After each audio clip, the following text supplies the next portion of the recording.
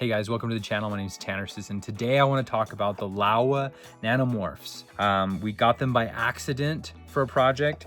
Originally, we were trying to use the DZO Vespid primes, but the adapter that they had for us, it didn't quite fit on my Ronin 4D.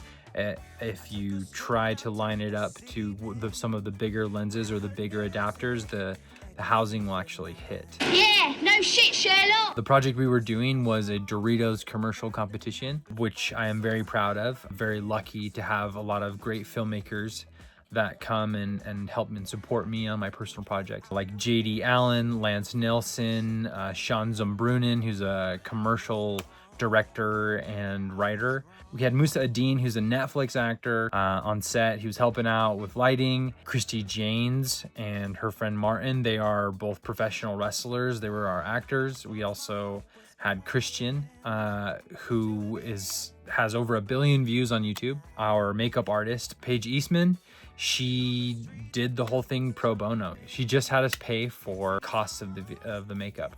We had two guys go back in time, see some cavemen, lose their Dorito bag, and accidentally cause everyone in the future to be made out of Doritos. I wouldn't have been able to do it if my friends weren't always pushing me, and I encourage you to push your friends to get out and do things and not just be passive watchers. Get on with it. Yes, get on with it. Get on with it. This has been my first ever time renting lenses for a personal project, and my friends over at Enigma 3 in Orem, Utah helped me out. They were kind enough to give them to me for the entire weekend at a discount that I couldn't have even gotten them for one day. So feeling extremely blessed. One thing that I wasn't expecting with these lenses, when you have to shoot it in Super 35 mode, you get an extra cropping in. And so I ended up shooting it in full frame mode and just planning on cropping the vignettes out after. When I went to go pick them up, we thought we were getting full frame lenses, and I'd never used anamorphic lenses before. But some of the coolest things about the shots ended up not working for us because we needed the final project to be in a 16:9. The lenses actually exacerbated the problem. That's Bush League. I was a little bit nervous. I'd never looked at a monitor that needed to be de-squeezed. Luckily, my camera had the capacity, and it was pretty obvious on the monitor on how to make that happen. I punch you right in the mouth. But it was still really nice to be able to experiment with anamorphic lenses. I'd never used them before and had seen other friends using them. And it was really good to do this on a personal project, because if I had a paying client waiting, that would be extra pressure, might cause us to be too focused on solving that problem and not focused on solving the problems of the brand.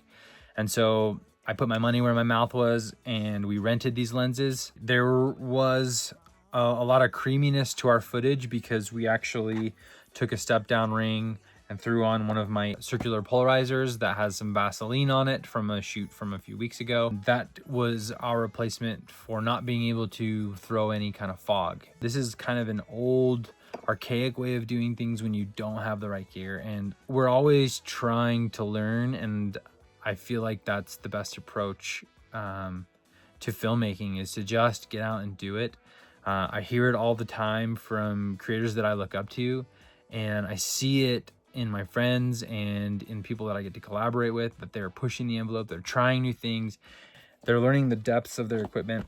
And I just wanted to make this short video to highlight this project that I was really excited about this learning experience that I had. I wrote it in about 2 days, and Sean went through and did a revision, and we collaborated. There was so much cool collaboration happening on this set.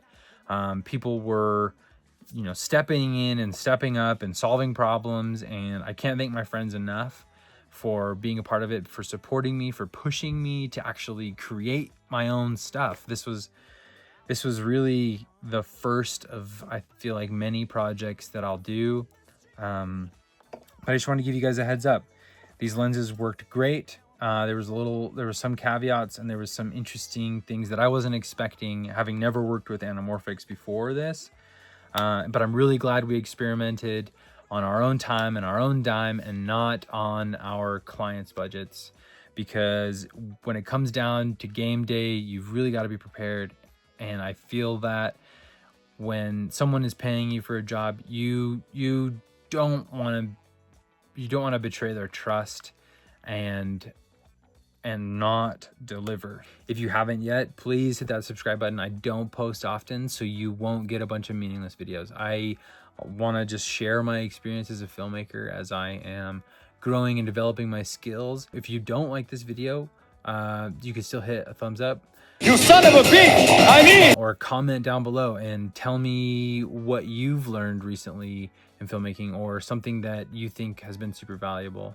I've been on this journey for about 3 years now, and I have gotten the amazing opportunities to go to Eswatini, Africa with a Homestead crew. I've shot a show on Angel Studios, Homestead in Real Life. I have also traveled the country with Porsche Sprint Challenge. My first ever gig in photography was shooting whitewater rafting.